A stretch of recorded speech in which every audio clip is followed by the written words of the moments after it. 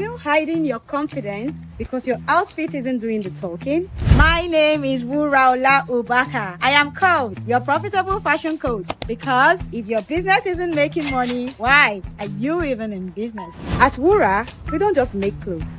We create statements. Our timeless ready-to-wear pieces are created for the woman who walks in grace, owns her space, and turns heads effortlessly.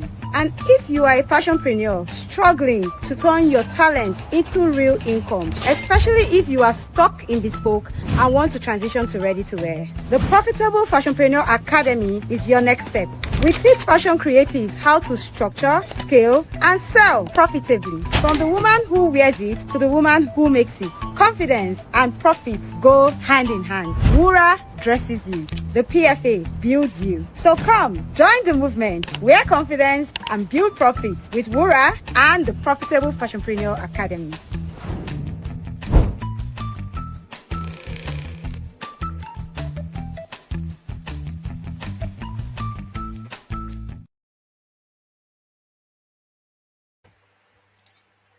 Welcome to another Fashionpreneurs Daily Fix right here on the Profitable Fashionpreneur Academy YouTube channel.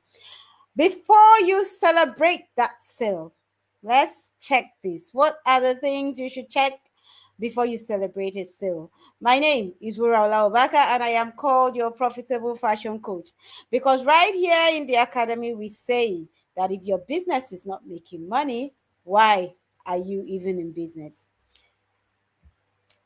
So let me start with this confession. I used to celebrate sales a lot. When, especially when I transitioned to ready to wear, because I transitioned to ready to wear selling right off Instagram. And every time I got a sale, or in fact, every time I got a DM, I'll just be like, yay, someone DM me. And then every time I was able to make a conversion, I'll be like, wow, I sold this number today. I sold this number today. And don't get me wrong, I still get excited about bank alerts. So there's nothing wrong with that, right?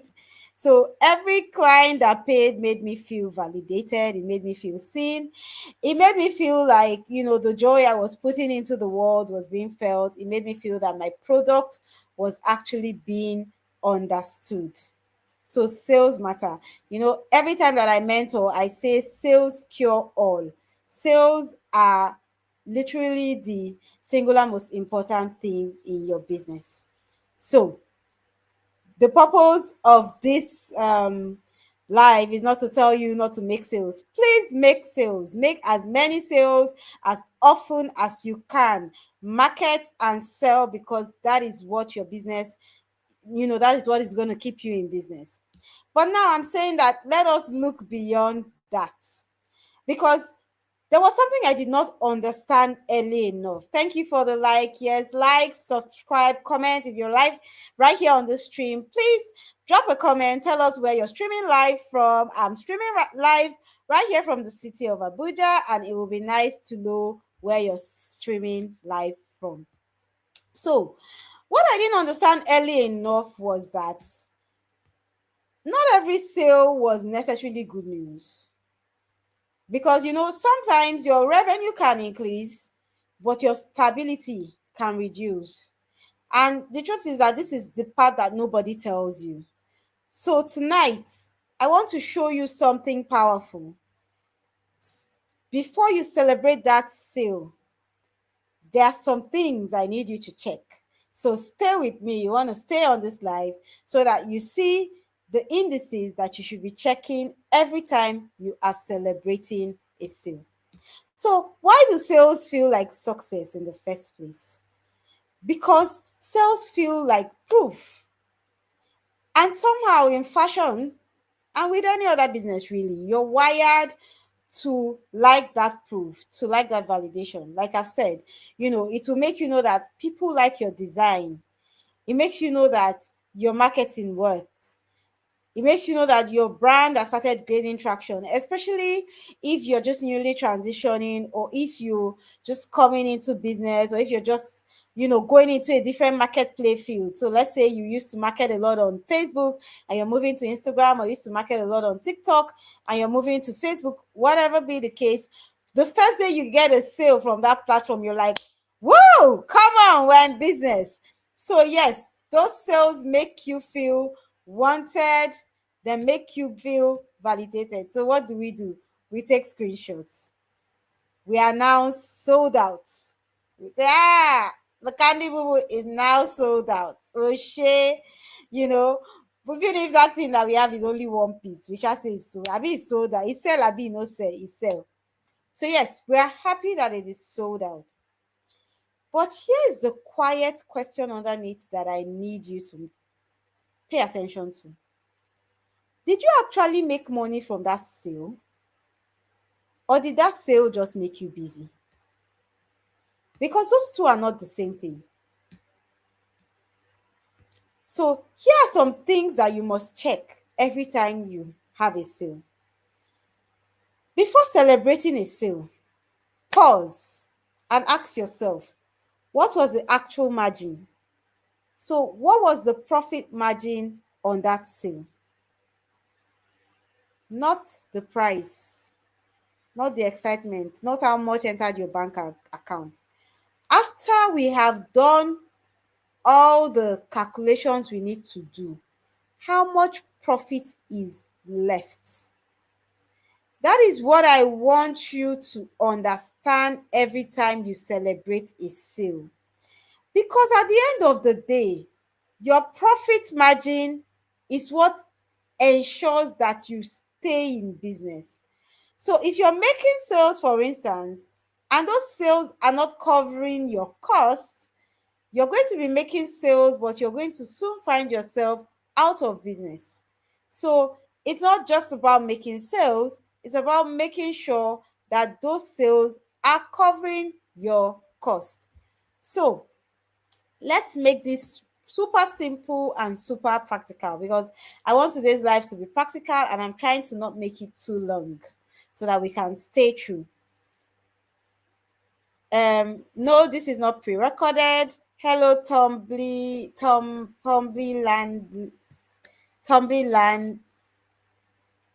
Hi. Thank you for coming on the stream. This is not pre-recorded. We are actually live. All right. So before you record the sale, let's make this simple. So let's say you sold the dress for 85,000 in naira. You sold the dress for 85,000 naira. Here's what I want you to do. I want you to see, what did it cost you to produce that dress? What did it cost you to produce that dress? And when I say your cost of production, we're looking at the fabric that you use for the dress, right? We're looking at the labor. So let's say you paid a tailor commission for each outfit. So how much did you pay the tailor in commission? Hello, Tombo. Thank you for joining the live. We're looking at finishing. We're looking at packaging. How much did it cost you? The packaging bags that you use. We're looking at logistics. So whether it was the logistics to go to the market to pick up the fabric, whether it was the logistics of transporting the fabric from wherever you bought it down, whether it was the logistics of getting it across to the customer, that's logistical fee.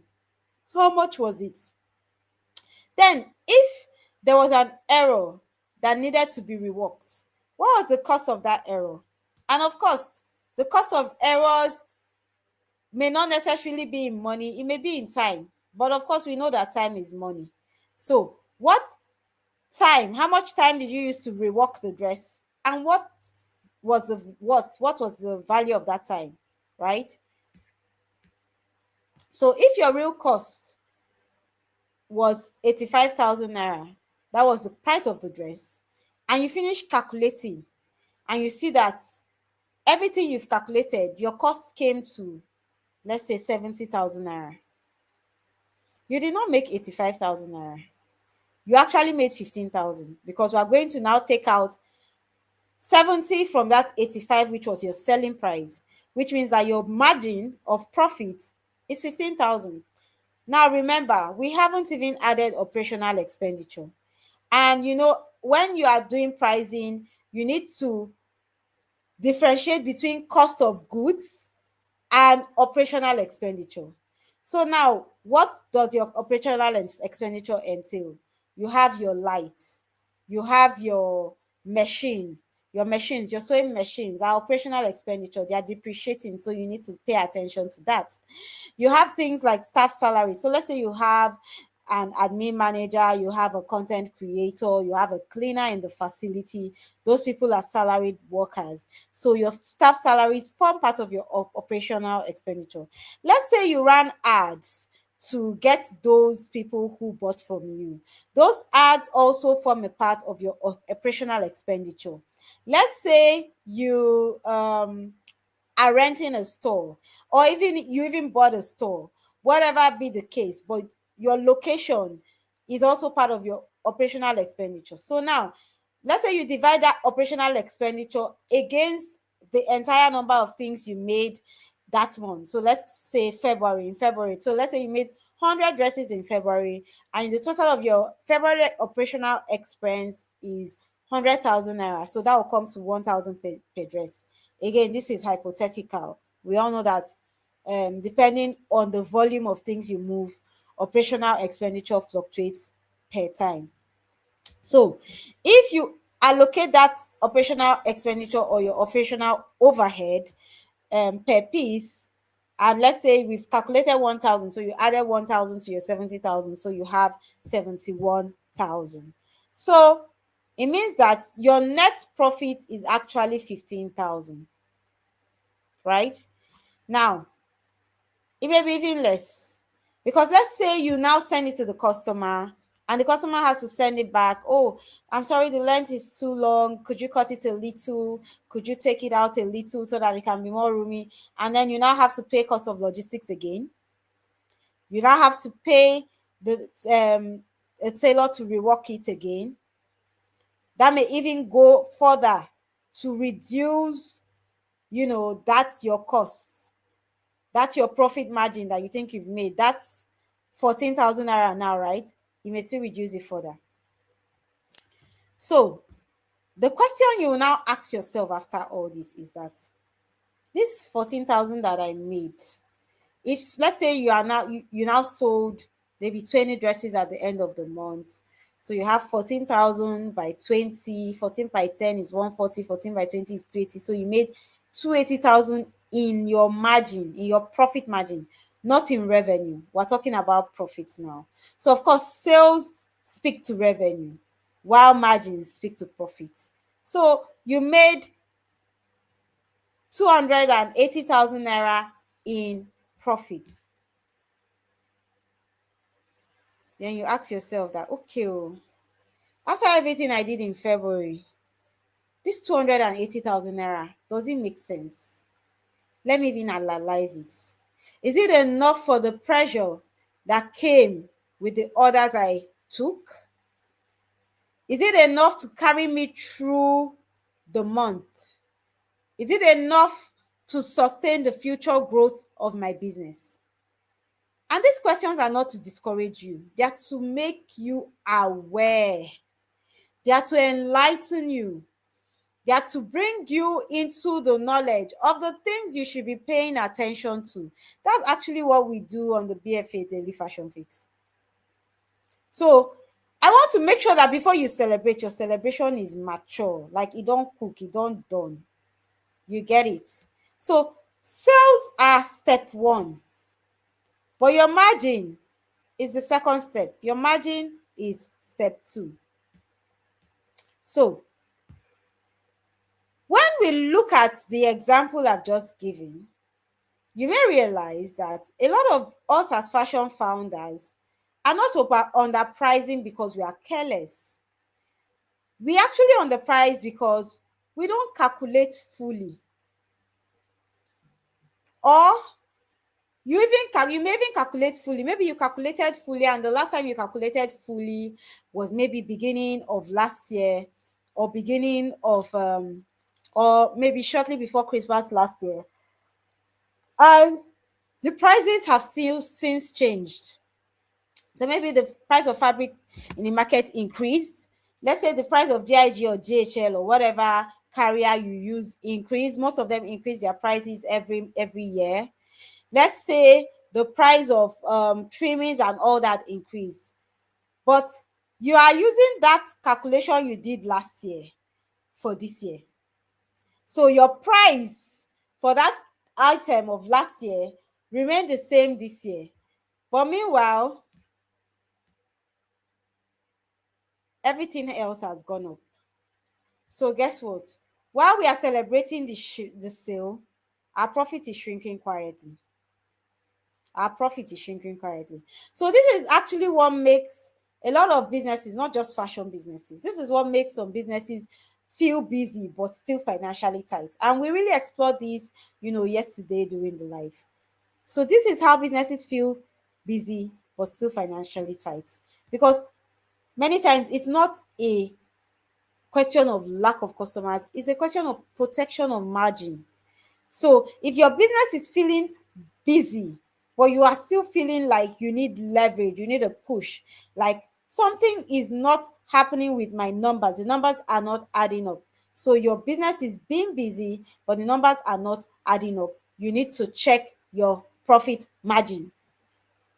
Yes, your business is busy but your numbers are not adding up, it may be because you have an unprotected profit margin. Your profit margin is not commensurate to the amount that is spent in actually delivering that product to the customer. So what can we do about this? I want to leave us with a practical exercise tonight. Let's not talk too much because I told you I want today's live to be short and sweet, right? Every time that founders get to the issue of data and numbers, some people's heads just scramble. So I'm trying not to over stimulate our brains, but let's stimulate it just a little bit, all right? Okay, so now we are in March. So here's a practical exercise I want you to do tonight. Do it before you sleep. If you are watching this at any other time, do this exercise. So here's a practical exercise I want you to do. Before you go to bed today, take one of your best-selling pieces. Look at your data and just take one. I'm not saying two. Take one best-selling piece. So this piece sells all the time. Pick it up. Ask yourself, what was the selling price? What was the full production cost? What percentage margin did I actually make? Because you know what?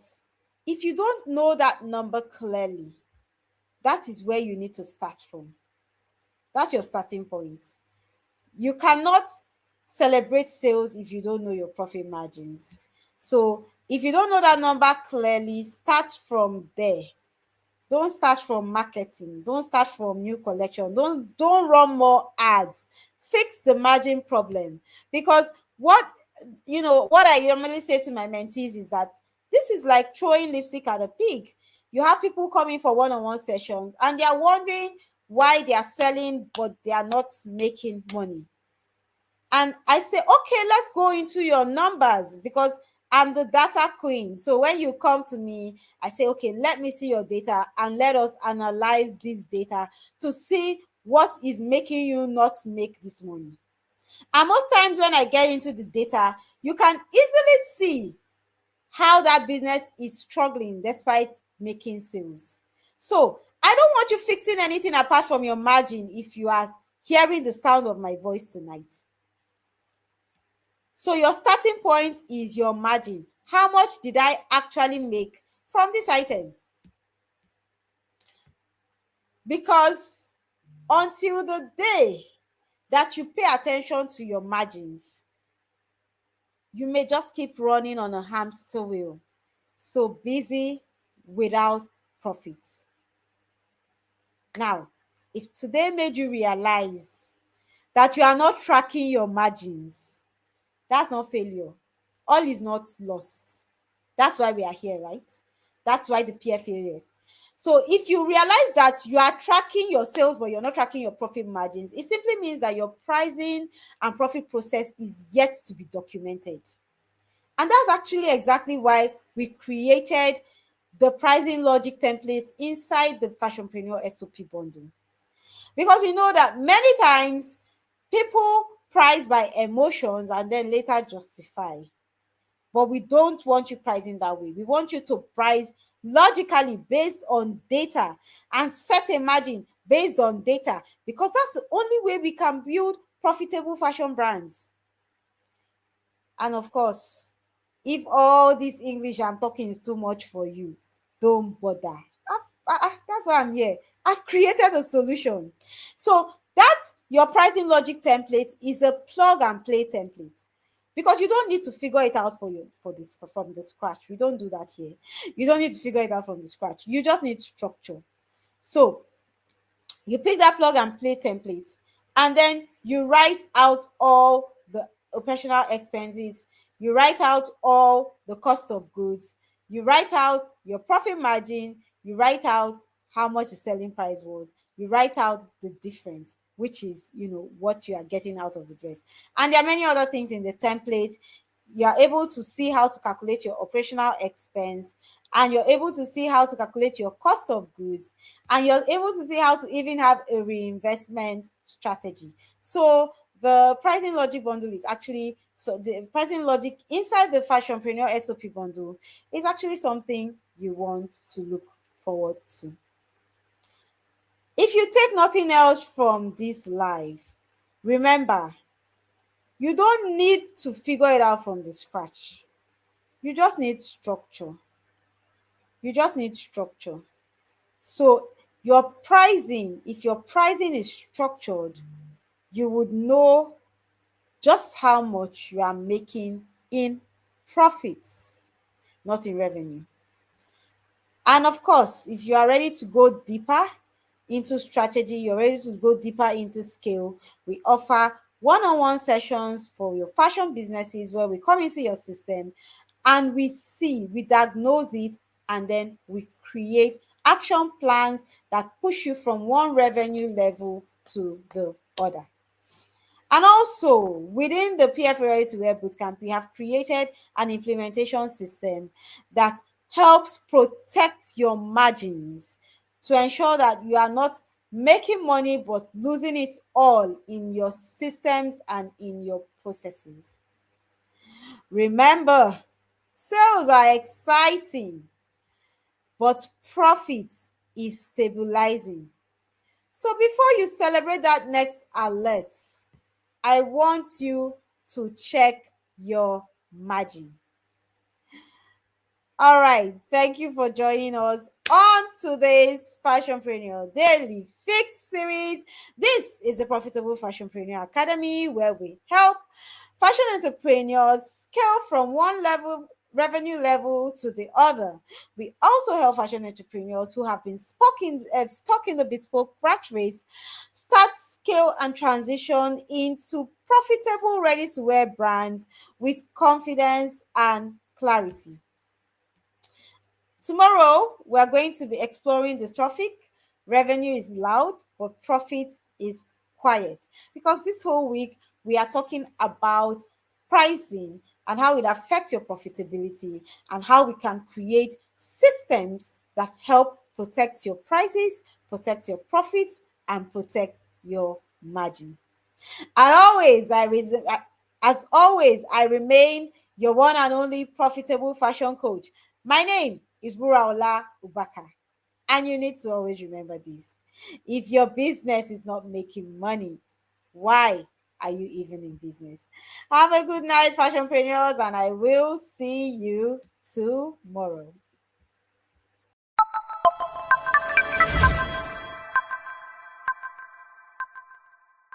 First of all, I want to thank you, Wura, for putting up this bootcamp. Thank you, Coach Wura. You are a blessing to us in this bootcamp and to your generation at large. Coach, you are amazing. I love your teaching. I love how you are genuinely teaching us, and you genuinely want us all to be successful and to start right. Thank you, Coach Wura. And thank you, Coach Wura, for investing in the next crop of fashion entrepreneurs. Thank you, Coach. Thank you. And so you're a fantastic teacher, being able to break down to the nitty-gritty in the simplest of ways that even a baby would understand and be able to implement. I have never had so much thinking about my business. Like my eyes are just opening every day to new things. And I'm really grateful for this platform, because it has made me to realize that in order to be successful, you have to build systems. It has really been an eye-opening journey for me. I finally understood the power of having clear, standard operating procedures for my business. I have never seen a more consistent person in my life. The kind of way you inspire us, even if we are ashamed to give excuses in the bootcamp. So for me, Wura is a real deal. Go and check her out. Thank you so much, PFA. I'm really proud to,